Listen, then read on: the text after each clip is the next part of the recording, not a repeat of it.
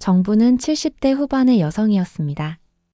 평생을 농사와 가족 뒷바라지로 살아온 손에는 거칠고 굳은 살이 남아 있었고, 무릎은 이미 오래전부터 제 기능을 잃어 계단을 오르는 것조차 힘들었습니다. 무릎은 이미 오래전부터 제 기능을 잃어 계단을 오르는 것조차 힘들었습니다. 남편은 10년 전 세상을 떠났고, 아들은 바쁜 직장과 가정을 꾸려 외곽에 살고 있었지요.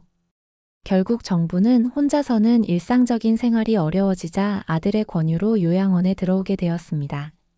아들은 마지막까지 미안해하며 어머니의 손을 꼭 잡았지만 정부는 오히려 네가 있어줘서 고맙다는 말만 남기고 환하게 웃어 보였습니다. 그러나 마음속은 착잡했죠. 집이라는 공간에서 벗어나 낯선 곳에서 노후를 보내야 한다는 사실은 결코 가볍지 않았습니다.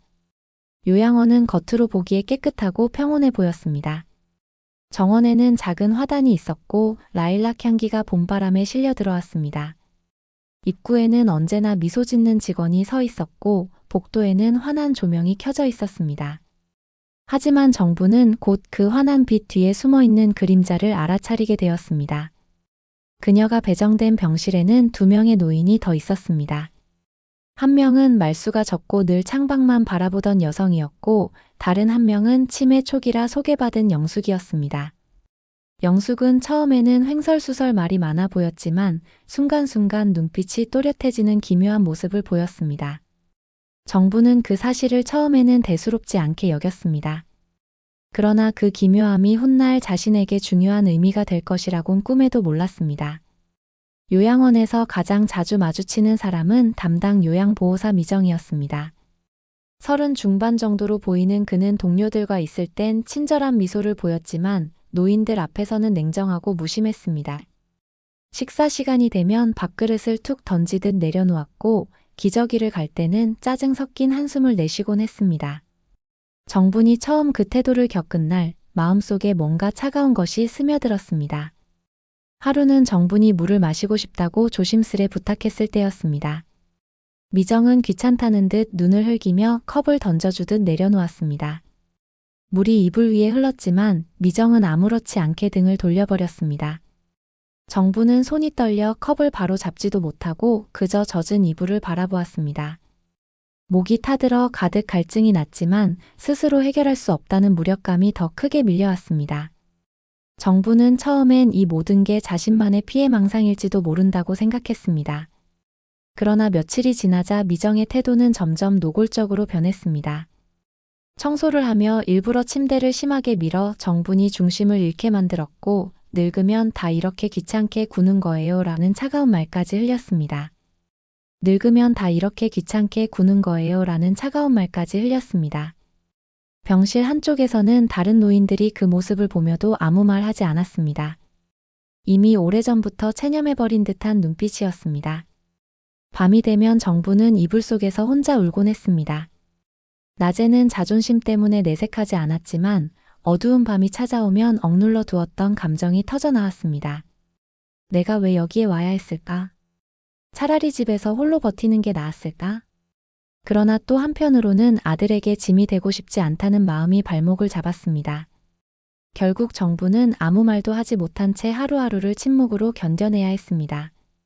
며칠 뒤 요양원 로비에서 아들을 만나는 날이 왔습니다. 아들은 바쁜 와중에도 어머니를 찾아왔고 정분의 손을 꼭 잡으며 안부를 물었습니다. 정부는 잠시 망설이다가 결국 여기 생활 괜찮아라는 말만 내뱉었습니다. 아들은 안도한 듯 미소를 지었고 정부는 차마 학대의 현실을 말하지 못한 자신을 원망했습니다. 그 순간 뒤편에서 미정이 노골적으로 지켜보던 시선이 스쳤습니다. 정부는 그 눈빛이 자신을 위협하는 칼날처럼 느껴졌습니다. 그날 밤 정부는 처음으로 영숙과 마주 앉아 길게 이야기를 나누었습니다. 영숙은 갑자기 또렷한 목소리로 이렇게 속삭였습니다. 나 다 봤어. 그 여자가 내 이불을 일부러 젖게 한 것도 밥을 던진 것도 다 기억하고 있어. 정부는 깜짝 놀라 그녀를 바라보았습니다.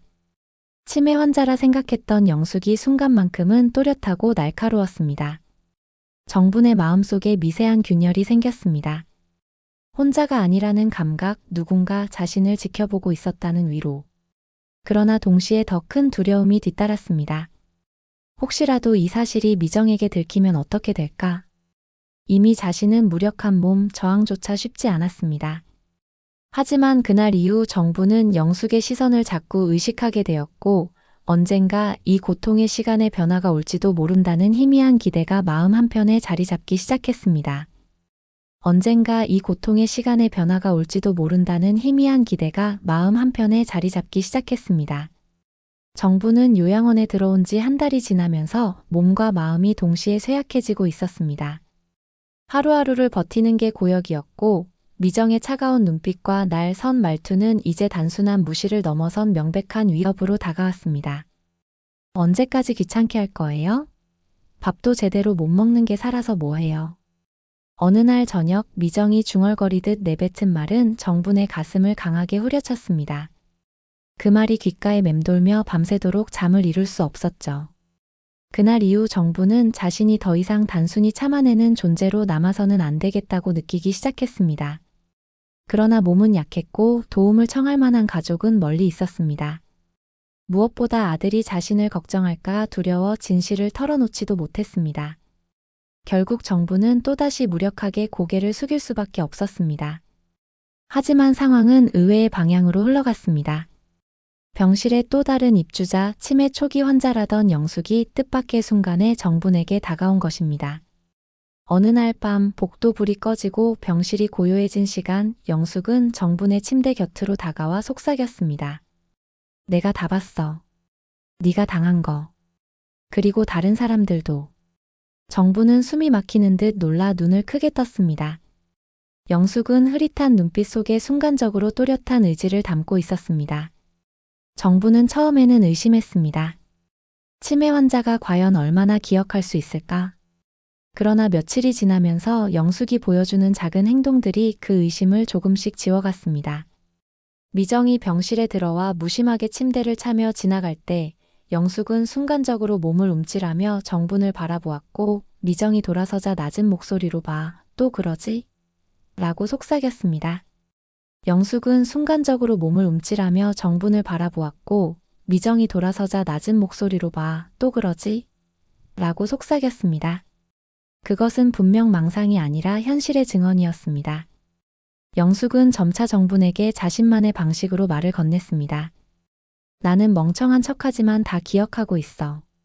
이곳이 어떤 곳인지, 사람들이 얼마나 무심한지. 정부는 그 목소리 속에서 자신이 느낀 두려움과 분노를 확인했습니다. 그리고 서서히 믿기 시작했습니다.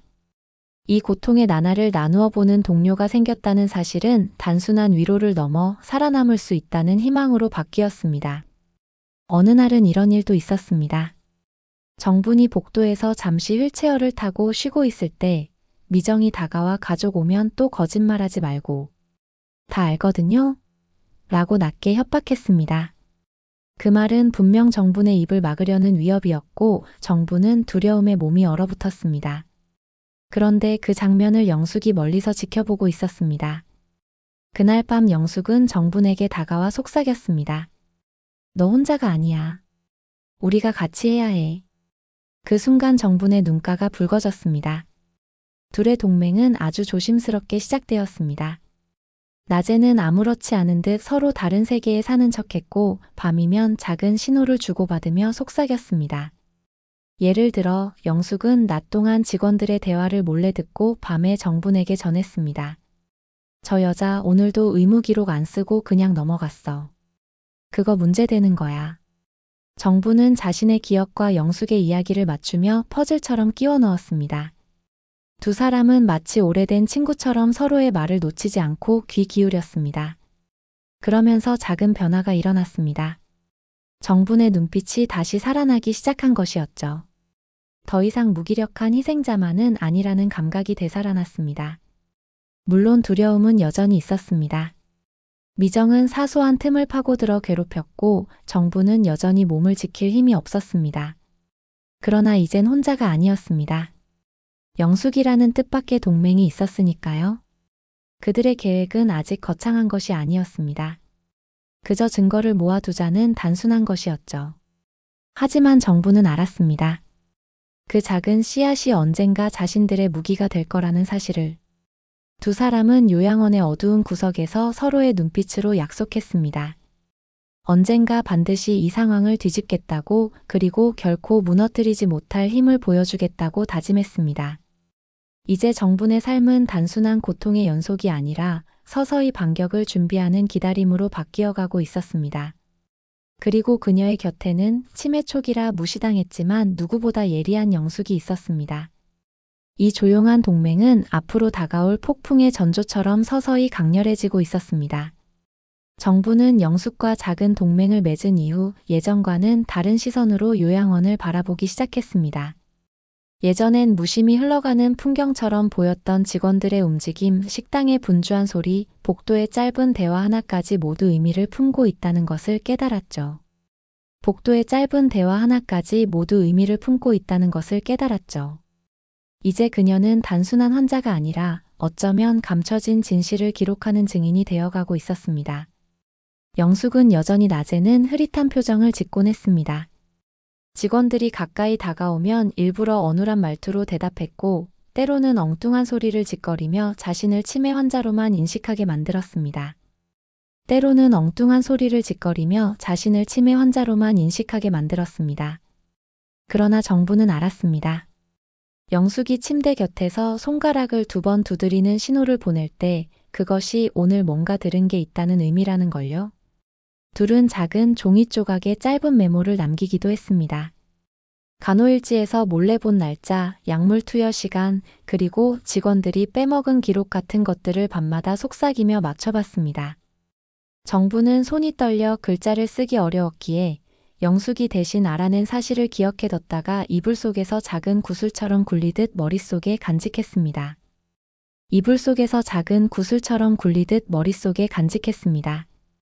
하지만 이렇게 조심스럽게 모으던 증거는 언제든 들킬 위험을 안고 있었습니다. 어느 날 미정은 병실 문을 세차게 열고 들어와 두 사람을 번갈아 바라봤습니다. 그날따라 그녀의 눈빛은 유난히 날카로웠습니다. 두 분 왜 그렇게 밤마다 속닥거리세요? 치매 걸린 노인들끼리 무슨 음모라도 꾸미는 거예요? 말투는 가벼운 농담처럼 흘렸지만 눈동자에는 분명한 의심이 담겨 있었습니다. 말투는 가벼운 농담처럼 흘렸지만 눈동자에는 분명한 의심이 담겨 있었습니다. 정분의 등줄기에 식은땀이 흘렀습니다. 영숙은 능청스럽게 웃으며 내가 또 밥 달라고 했지 그 얘기하느라 그래라고 얼버무렸습니다. 순간 정부는 영숙의 재치에 안도했지만 동시에 언제까지 이런 위태로운 줄타기를 이어갈 수 있을까 두려웠습니다. 며칠 뒤 두 사람은 작은 사건을 겪게 됩니다. 새벽 무렵 청소를 하던 직원이 병실 안 쓰레기통에서 종이 조각 하나를 발견한 것이었죠. 다행히 영숙이 즉시 다가가 내가 또 기억 못하고 헛소리 적은 거라며 뺏어들었고 직원은 대수롭지 않게 넘겼습니다. 그러나 그 순간 정부는 심장이 철렁 내려앉았습니다. 조금만 더 늦었더라면 그간 모아온 모든 흔적이 한순간에 사라질 뻔했기 때문이었습니다. 정분의 불안은 점점 커졌습니다. 밤마다 영숙과 속삭이며 작은 계획을 세울수록 들키면 돌이킬 수 없는 상황이 될 거라는 생각이 머릿속을 떠나지 않았습니다. 하지만 이상하게도 그 불안 속에서 그녀는 오래전 잃어버린 생기를 되찾고 있었습니다. 하루하루를 그저 버티는 게 아니라 무언가를 준비하며 살아간다는 감각은 정분의 눈빛을 서서히 달라지게 만들었습니다. 한 번은 식사 시간이었습니다. 미정이 식판을 거칠게 내려놓으며 천천히 씹지도 못하면서 왜 남겨요? 라고 핀잔을 주었을 때 정부는 예전처럼 고개를 숙이지 않았습니다. 라고 핀잔을 주었을 때 정부는 예전처럼 고개를 숙이지 않았습니다. 대신 미묘하게 눈을 치켜들며 미정을 바라봤습니다. 미정은 순간적으로 움찔했지만 곧 비웃듯 돌아섰습니다. 영숙은 그 장면을 지켜보며 작은 미소를 지었습니다. 정분의 변화를 느낀 것이었습니다.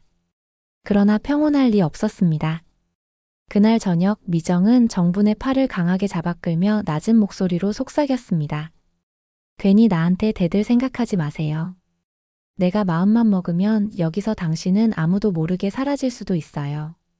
정부는 숨이 멎는 듯한 공포를 느꼈습니다. 하지만 그 옆에서 영숙의 눈빛이 반짝였습니다. 마치 우리가 더 강해질 때까지 버텨야 한다고 말하는 듯 했죠. 이제 두 사람의 관계는 단순한 위로가 아니라 공동의 전쟁을 치르는 동맹이 되어가고 있었습니다. 작은 증거들이 쌓여갈수록 위험도 커졌지만 동시에 복수의 불씨는 점점 뜨겁게 달아올랐습니다. 정부는 마음속으로 다짐했습니다. 언젠가 반드시 이 모든 굴욕과 고통을 돌려줄 순간이 찾아올 거라고. 정부는 요양원에 들어온 지 2달이 넘어서면서 이제는 이곳의 규칙과 일상을 누구보다 잘 알게 되었습니다. 새벽 5시에 들려오는 간호사의 발소리, 식사 시간에 반복되는 잔소리, 낮 동안 복도를 메우는 휠체어 소리까지.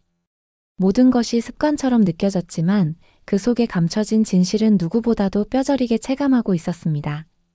미정의 차갑고 잔인한 태도는 여전히 이어졌고 그 잔혹한 습관은 노인들의 체념 위에 쌓여 있었습니다. 하지만 정부는 더 이상 단순히 버티기만 하지 않았습니다. 그녀 곁에는 영숙이 있었고 그들의 동맹은 눈에 보이지 않게 깊어지고 있었습니다. 낮에는 아무렇지 않은 척했지만 밤이 되면 두 사람은 작은 계획을 짜고 증거를 맞춰보았습니다. 정부는 예전 같으면 두려움에 떨며 아무것도 하지 못했을 텐데 이제는 손이 떨리면서도 펜을 잡아 날짜를 적고 기억을 더듬으며 작은 단서를 메모하는 자신을 발견했습니다. 이제는 손이 떨리면서도 펜을 잡아 날짜를 적고 기억을 더듬으며 작은 단서를 메모하는 자신을 발견했습니다. 어느 날 요양원의 불시에 보건소 직원이 점검을 나왔습니다. 하얀 가운을 입은 이들이 복도를 돌아다니자 평소 무심하던 직원들이 분주하게 움직였습니다. 미정도 그때만큼은 환하게 웃으며 노인들에게 친절을 베풀었죠. 평소라면 정부는 그 모습에 분노와 모멸감을 느꼈을 것입니다. 하지만 이번에는 달랐습니다. 정부는 그 가짜 미소를 똑똑히 기억에 새겼고 영숙과 눈빛을 교환했습니다. 두 사람은 이제 단순히 살아남기 위해 숨는 것이 아니라 그 거짓된 미소를 무너뜨리기 위해 움직이고 있었습니다. 점검이 끝나고 직원들이 돌아간 후 영숙은 낮은 목소리로 말했습니다. 봤지? 저 여자는 두 얼굴이야. 우리가 증거만 모으면 저 가면 벗길 수 있어. 정부는 고개를 끄덕였지만 마음속 깊은 곳에서는 새로운 감정이 차오르고 있었습니다. 그것은 단순히 두려움을 넘은 분노의 화염이었습니다. 이제는 살아남아야 한다가 아니라 응징해야 한다는 결심으로 변하고 있었죠. 며칠 뒤 또 하나의 사건이 벌어졌습니다. 정분이 약을 먹은 후 심한 어지럼증을 느낀 날이었습니다. 영숙이 곁에서 그녀를 부축하며 작은 목소리로 속삭였습니다. 약이 바뀐 것 같아. 내가 본 걸로는 오늘 내 이름표랑 다른 약을 줬어. 정부는 귀가 번쩍 열리는 듯 했습니다. 약물이 잘못 투여된 것이 단순한 실수였을까요? 아니면 미정의 고의였을까요? 정분의 눈빛은 두려움보다 분노로 더 크게 흔들렸습니다. 이제는 끝까지 가야겠구나라는 다짐이 마음속에 깊게 새겨졌습니다. 영숙과 정부는 그날 밤 오랫동안 속삭였습니다. 우린 그냥 버티는 게 아니야. 이젠 되갚아줘야 해. 영숙의 눈빛은 어린아이처럼 또렷했습니다. 정부는 자신도 모르게 고개를 끄덕이며 대답했습니다. 그래, 우리 이제 숨지 말자. 그 순간부터 두 사람의 계획은 달라졌습니다. 이전까지는 증거를 모아 누군가에게 보여주려는 수준이었다면 이제는 직접 미정을 무너뜨리는 것을 목표로 바뀐 것입니다. 그들의 속삭임은 복수의 서곡이 되었고 병실의 공기는 점점 뜨겁게 달아올랐습니다. 다음 날 아침 미정은 평소와 같이 무심한 태도로 정분의 식판을 내려놓았습니다. 그러나 정부는 이번엔 달랐습니다. 눈을 치켜들며 잠시 미정을 똑바로 바라봤습니다. 짧은 순간이었지만 그 눈빛에는 이전과 다른 힘이 담겨 있었습니다. 미정은 순간 당황했는지 시선을 피하곤 했습니다. 영숙은 그 모습을 지켜보다가 조용히 미소를 지었습니다. 정부는 이제 무력한 피해자에서 다시 일어서는 존재로 변해가고 있음을 스스로도 느꼈습니다. 그리고 밤 창밖에서 바람이 거세게 불던 날 두 사람은 복수의 계획을 구체적으로 세웠습니다. 약물 바꿔치기, 은밀한 증거 은닉, 다른 직원들의 무심한 실수를 활용하는 방법까지. 작은 씨앗이었던 동맹은 이제 불꽃으로 번지고 있었습니다. 정부는 이불 속에서 떨리는 손을 꼭 쥐며 다짐했습니다. 더 이상 물러서지 않는다. 반드시 끝을 보겠다. 정분과 영숙의 동맹은 이제 단순한 속삭임을 넘어 본격적인 계획으로 진화하고 있었습니다. 두 사람은 마치 오랜 세월을 함께한 동지처럼 서로의 눈빛만으로도 뜻을 읽을 수 있었습니다. 밤마다 불 꺼진 병실에서 작게 오가는 목소리는 70년을 넘어 살아온 인생의 무게와도 같았고 그 속에는 오래 눌려있던 분노가 서서히 활활 타올랐습니다. 첫 번째 시도는 약물이었습니다. 요양원에서는 매일 정해진 시간에 약을 나눠주었는데 미정은 종종 귀찮다는 듯 대충 처리했습니다. 정부는 이 틈을 이용하기로 했습니다. 영숙은 간호사가 방을 비운 사이 쓰레기통에서 떨어진 약 봉투 하나를 챙겨 숨겼습니다. 작은 비닐 안에 들어있는 알약 몇 개는 언젠가 증거가 될 수 있었습니다. 정부는 그 봉투를 자신의 이불 안쪽 찢어진 솜 사이에 조심스레 숨겨두었습니다. 약간의 위험을 무릅쓴 작은 승리였지만 두 사람은 그날 밤 서로를 바라보며 미묘한 안도감을 나눴습니다. 그러나 계획은 언제나 매끄럽지 않았습니다. 며칠 뒤 미정은 평소보다 날카로운 눈빛으로 병실을 훑었습니다. 정분의 손을 꽉 잡고서 요즘 왜 이렇게 눈빛이 살아나셨어요? 뭔가 꾸미는 거 아니죠? 라고 속삭였습니다. 그 말에 정분의 심장은 미친 듯이 뛰었고 영숙은 곁에서 일부러 헛소리를 늘어놓으며 상황을 무마했습니다. 하지만 그 순간 정분은 미정이 이미 자신들을 의심하고 있다는 걸 직감했습니다. 두 번째 시도는 직원들의 대화였습니다.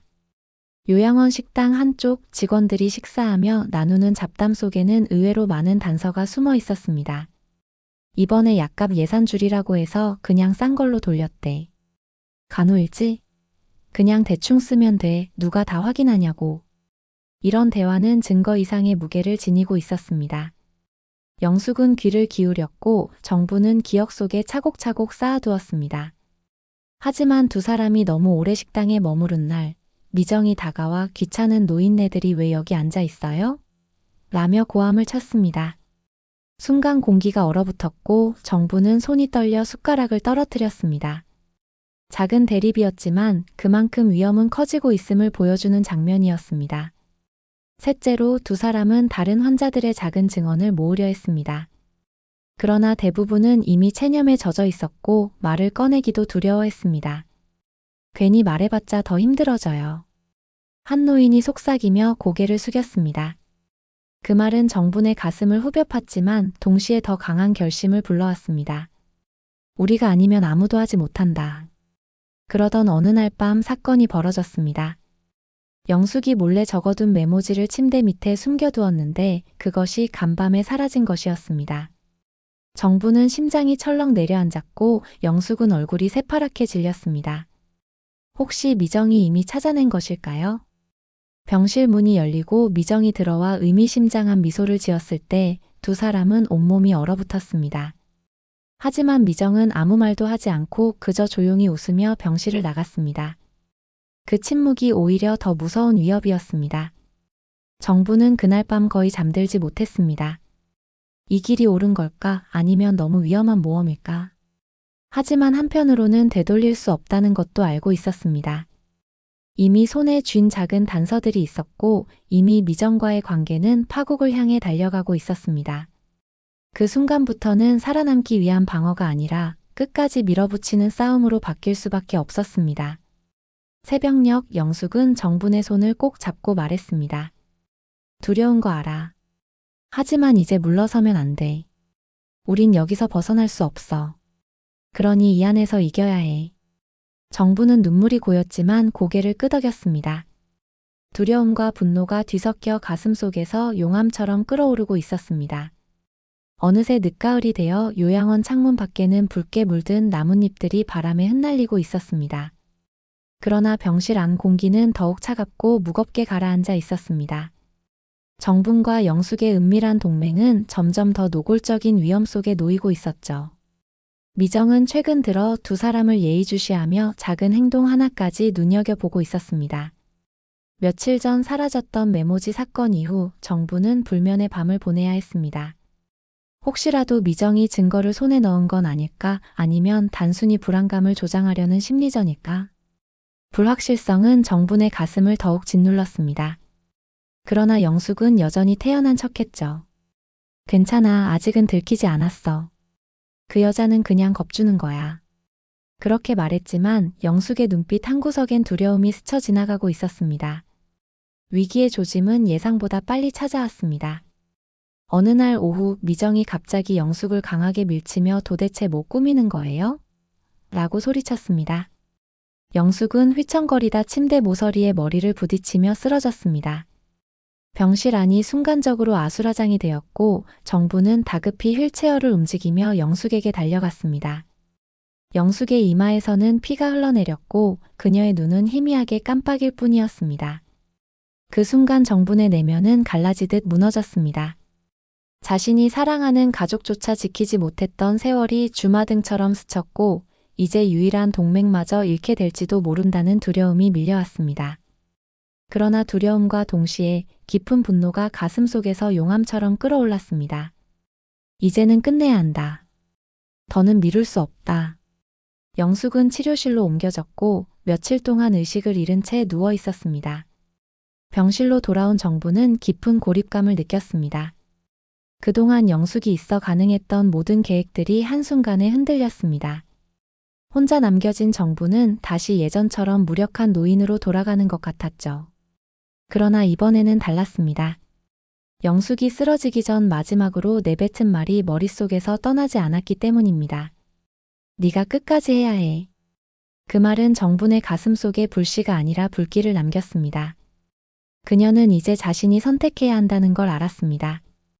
예전 같으면 움츠러들고 침묵했겠지만 이번에는 달랐습니다. 영숙이 더 이상 곁에 없더라도 이제 자신 혼자라도 싸워야 한다는 결심이 점점 굳어졌습니다. 며칠 뒤 영숙은 겨우 눈을 떴습니다. 목소리는 약했지만 여전히 또렷했습니다. 정분 끝까지 해야 해. 내가 못 일어나더라도 넌 해내야 해. 그 말을 들은 정부는 눈물이 터져 나왔습니다. 하지만 동시에 마음속에서는 냉철한 각성이 차갑게 자리 잡았습니다. 이제는 단순히 증거를 모으는 것이 아니라 반드시 복수를 실행에 옮겨야 한다는 각성이었습니다. 정부는 밤마다 이불 속에서 작은 노트 조각에 계획을 정리했습니다. 약을 어떻게 바꿔치기 할지, 직원들의 무심한 실수를 어떻게 이용할지, 그리고 마지막으로 미정을 몰락시킬 방법까지. 떨리는 손끝으로 적은 글씨는 삐뚤빼뚤했지만 그 속에는 평생 억눌러왔던 힘이 담겨 있었습니다. 그러나 위험은 더욱 짙어졌습니다. 미정은 영숙이 사고를 당한 이후 정분에게 더욱 집요하게 달려들었습니다. 작은 실수에도 호통을 치고 식판을 내던지며 노골적인 모욕을 주었습니다. 당신도 곧 똑같이 될 거예요. 괜히 설쳐봐야 소용없어. 그 말은 정분을 위축시키는 대신 오히려 복수의 불을 더 강하게 지폈습니다. 정부는 거울 속에 비친 자신의 얼굴을 바라보았습니다. 주름진 얼굴, 힘없이 늘어진 눈꺼풀, 그러나 그 안에서 반짝이는 눈빛은 결코 꺼지지 않았습니다. 자신이 더 이상 무기력한 희생자가 아니라는 걸 이제는 누구보다 확실히 깨닫고 있었습니다. 늦은 오후 창문 틈새로 스며드는 햇살이 병실을 희미하게 물들이고 있었습니다. 그러나 정분의 마음속은 이미 한겨울의 폭풍처럼 차갑고 거칠었습니다. 영숙이 여전히 힘겹게 누워있는 사이 정부는 홀로 결정을 내렸습니다. 이제는 끝내야 한다. 이 모든 것을 드러내고 그 여자를 무너뜨려야 한다. 그날 저녁 미정은 늘 그렇듯 무심한 태도로 병실에 들어왔습니다. 정분의 식판을 툭 던지며 또 남기면 혼날 줄 알아요 라고 말했습니다. 그러나 이번에는 정분이 미정을 똑바로 바라봤습니다. 그 시선은 더 이상 두려움에 얼어붙은 노인의 눈빛이 아니었습니다. 미정은 순간 당황했지만 곧 조롱 섞인 웃음을 지으며 돌아섰습니다. 정부는 그 순간을 놓치지 않았습니다. 이제 준비해둔 것을 실행할 때였습니다. 며칠 동안 정부는 은밀히 움직였습니다. 영숙과 함께 모아둔 약 봉투, 빼먹은 간호일지, 그리고 직원들의 무심한 대화까지. 그 모든 것을 한데 묶어 은폐된 서랍 속에 감춰두었고 결정적인 순간을 기다렸습니다. 그리고 그 순간은 생각보다 빠르게 찾아왔습니다. 요양원의 외부 점검단이 들이닥친 것이었습니다. 갑작스러운 방문에 직원들은 분주하게 움직였고 미정도 그 어느 때보다도 긴장된 표정을 감추려 애쓰고 있었습니다. 정부는 휠체어를 천천히 밀며 로비로 나갔습니다. 온몸은 떨렸지만 마음속은 오히려 이상하리만큼 차분했습니다. 이제는 물러설 곳이 없었으니까요. 정부는 점검단 앞에서 낮은 목소리로 말을 꺼냈습니다. 저기 제가 꼭 드릴 말씀이 있습니다. 순간 공기가 무겁게 가라앉았고 미정의 얼굴은 굳어졌습니다. 점검단이 고개를 끄덕이자 정부는 떨리는 손으로 숨겨두었던 약 봉투를 꺼내 보였습니다. 그리고 영숙과 함께 확인해둔 기록의 모순, 직원들의 무책임한 대화 내용을 하나하나 증언하기 시작했습니다. 미정은 당황한 듯 정분에게 달려들어 늙은이가 무슨 거짓말을 해요. 치매 걸린 환자랑 짜고 치는 거잖아. 라고 소리쳤습니다. 그러나 그 순간 복도 끝에서 영숙이 휠체어에 실려 들어왔습니다. 창백한 얼굴이었지만 그녀의 눈빛은 또렷했습니다. 영숙은 힘겹게 손을 들어 올리며 말했습니다. 내가 다 봤어. 저 여자가 어떻게 했는지, 매일 우리가 어떻게 당했는지.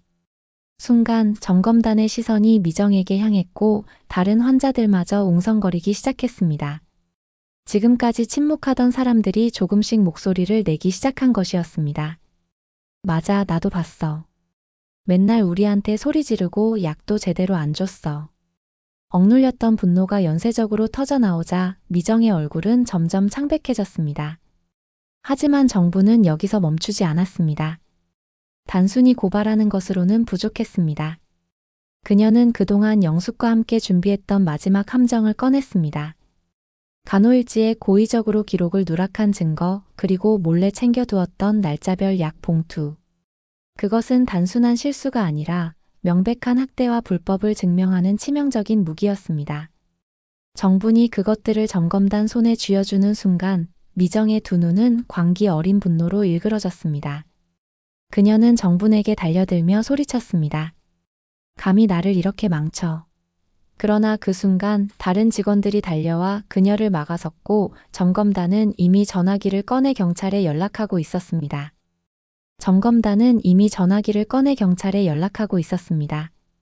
정부는 휠체어에 앉아 온몸이 떨렸지만 눈빛만큼은 강렬하게 불타올랐습니다. 수십 년 동안 억눌려 있던 분노와 모멸, 그리고 무력감이 한순간에 폭발하는 듯 했습니다. 그때 영숙이 힘겹게 속삭였습니다. 됐어, 우리가 이겼어. 요양원 로비는 여전히 술렁이고 있었습니다. 점검단과 경찰이 들이닥친 후 공기는 날카롭게 갈라져 있었죠. 직원들은 우왕좌왕하며 상황을 수습하려 애썼고 다른 환자들은 모처럼 고개를 들고 미정을 향해 원망 섞인 눈빛을 보냈습니다.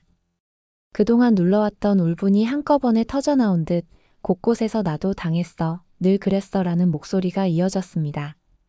하지만 정분의 가슴속은 묘하게 고요했습니다.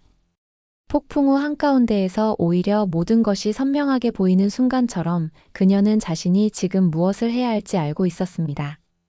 단순히 폭로로 끝내는 것만으로는 부족했습니다. 수십 년 동안 무력하게 살아온 세월, 그 모든 서름과 굴욕은 단 한순간의 고발로는 갚아낼 수 없었으니까요. 그녀는 끝내 이 자리에서 자신이 더 이상 희생자가 아니라는 걸 증명해야 했습니다. 미정은 경찰에 둘러싸이며도 여전히 발악을 멈추지 않았습니다. 저 늙은 것들이 다 거짓말하는 거예요. 나 아니면 누가 이곳 굴러가게 했는데 라며 소리쳤습니다. 그러나 정부는 그 말에 흔들리지 않았습니다. 오히려 휠체어를 조금 앞으로 밀며 미정을 향해 또렷한 목소리로 말했습니다. 아니, 이제는 끝났어. 네가 우리를 짓밟던 시간은 다 끝났어. 순간 미정의 얼굴이 일그러졌습니다. 그리고 그때 정부는 준비해두었던 마지막 카드를 꺼냈습니다. 미정이 몰래 숨겨두었던 불법 영수증과 기록 누락 문서, 그것을 다른 환자의 도움으로 빼돌려 두었던 것이었습니다. 정부는 떨리는 손으로 그것을 점검단 손에 쥐어주었습니다.